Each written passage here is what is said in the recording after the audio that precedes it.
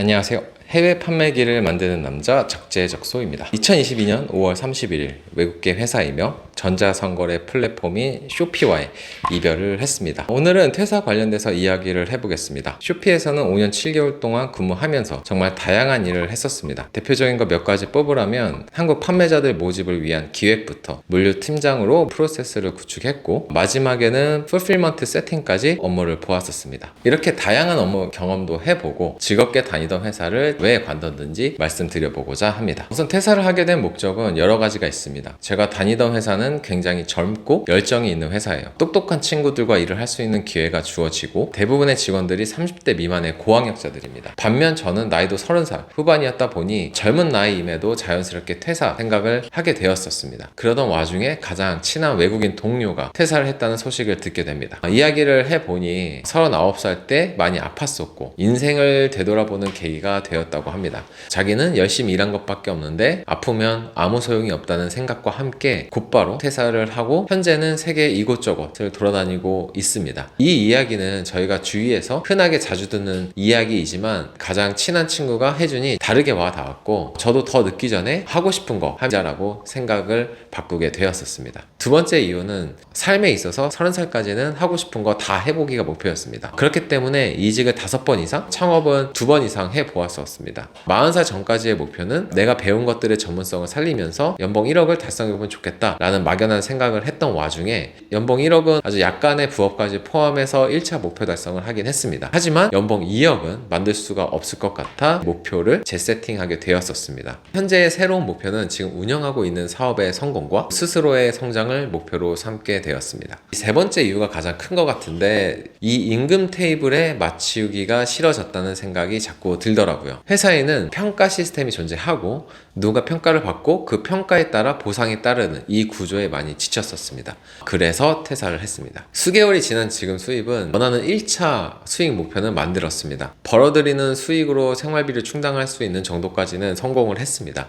수익이랑은 별개로 너무 행복한 상황입니다. 원하는 일을 하며 살 수 있고 내 시간의 주인이 나라는 사실에 큰 자부심을 느끼고 있더라고요. 그래서 퇴사를 고민하고 있으신 분들 정말 고민이 많으실 거예요. 하지만 퇴사를 하기 전에 몇 가지 알면 좋은 부분과 현실적인 부분에 대해서 말씀을 드려보도록 하겠습니다. 퇴사 전에 최소한 1년 정도의 생계비를 마련하기 위해 제가 가지고 있는 코인, 주식, 적금 통장 등 현금화할 수 있는 모든 것을 현금화했습니다.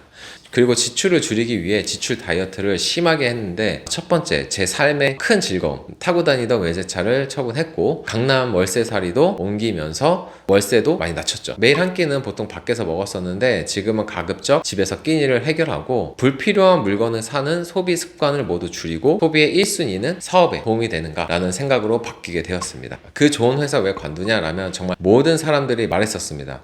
물론 회사 팀원들은 부러운 눈치이긴 했지만 속으로는 걱정을 정말 많이 했을 겁니다. 그리고 의외로 가족들은 알아서 잘 하겠지라고 하며 덤덤한 반응을 보였었습니다. 가장 궁금한 건 나는 무엇을 해야 할까? 어떻게 먹고 살지? 이런 고민들을 많이 하실 건데, 예전부터 다들 장난인지 진심인지 모르겠지만 퇴사하면 퇴직금 받아서 치킨집 차린다고 어렸을 때부터 많이 들으셨을 겁니다. 그래서 저도 회사 다니면서 치킨집도 차려봤고 무려 2호점까지 오픈을 했었습니다. 매출은 2매장 다 해서 5천만 원 정도? 나쁘지 않게 나왔지만 정말 너무너무 힘들어서 2년 정도 운영을 하다가 정리를 했습니다. 그래서 이때 느낀 점은 본인이 즐겁게 할 수 있는 것과 잘하는 것을 해야만 한다. 그리고 그 즐거운 일을 찾기 위해 끊임없이 탐구와 탐색을 하자라는 생각을 했습니다. 저 같은 경우는 여러 가지 방식 중에서도 외부 분석법, 그리고 이제 외부 분석법을 통해 사업안 도출을 하는 방법을 이용을 했습니다. 내적인 것과 외적인 것들이 무엇이 있는지를 나열을 해보는 겁니다. 내적인 것들은 내 전공, 경력, 성향 등등일 테고, 이제 내가 가지고 있는 외적인 것들은 보유하고 있는 네트워크, 사회적 위치, 커뮤니티, 받을 수 있는 리소스, 이런 것들을 나열해 보는 거죠. 내적 분석에 의하면 저는 파트너십 관리를 꽤 잘한 편이었는데, 그 이유는 저의 태도적인 부분, 진실성 등이 파트너십 구축에 큰 도움이 됐었습니다. 그리고 다양한 성공과 실패 사례를 직접 경험해 봤다는 점이었습니다. 외적 분석에 의하면 제가 몸담고 있는 이 업계의 네트워크가 다양하고 전자상거래, 동남아 파트너사들을 정말 많이 알고 있었습니다. 그렇게 본인이 가지고 있는 내적, 외적 장점들을 카테고리화를 한 후 비슷한 것들을 묶는 겁니다. 그 이후에 사업 모델을 뽑아보는 거죠. 몇 가지 뽑아낸 사업안 중에서 실제 해당 사업이 시장에 존재를 하는지, 만약 존재한다 한다면 어떻게 운영을 하고 있는지, 어떻게 돈을 버는지 시장 조사를 해보는 겁니다. 그 후에 사업성 타당성 검토를 위해 아주 작게 사업을 시작해 보는 거죠. 물론 이 사업성 타당성 검토를 위해서는 여러분이 가지고 있는 스킬 등을 무료로 제공해도 괜찮습니다. 당장 원하는 것은 돈이 아니라 정보잖아요. 돈에 집중하게 되면은 내 목표가 흐릿해져가지고 결국 돈에 치우치게 되고 내가 원하는 정보를 얻을 수가 없습니다. 두 번째, 만약 잘할 수 있는 일을 찾을 수 없다라고 하면 시각을 조금만 틀어서 현재 하고 있는 업무에서 찾으실 수도 있습니다. 본인이 있는 회사가 어떻게 돈을 버는지 살펴도 보고 회사의 어떤 부족한 부분이나 개선점 등에 대해 고민을 해보시기 바랍니다. 그리고 상상을 해보시는 거죠. 만약 내가 유사한 사업 창업을 하거나 현재 사업에서 부족한 부분을 채워나갈 수 있는 것을 비즈니스화 해본다면 어떤 모습일지를 그렇게 몇 가지 모델을 만들어 보고 위에서 말씀드린 것처럼 시장 조사를 해보고 소소하게 만들어 보는 겁니다. 이게 허무맹랑하게 들리실 수도 있지만 실제 제 가장 친한 친구랑 이야기를 했었어요. 친구가 다니는 회사가 어떻게 돈을 버는지 살펴보고 유사하거나 필요한 모델을 만들어서 작게 돌려보면 어떨까? 결국 이 친구 스스로 생각의 전환이 되니 자연스럽게 친구들 모임이나 업계의 사람들과의 만남에 있어서 이런 사업 얘기들을 많이 했었고 뜻 있는 친구들이 모아져 회사를 차리게 됩니다. 이 업 특성상인지는 모르지만 결론적으로 상당히 빠른 시간 안에 다니던 회사에서 받던 연봉보다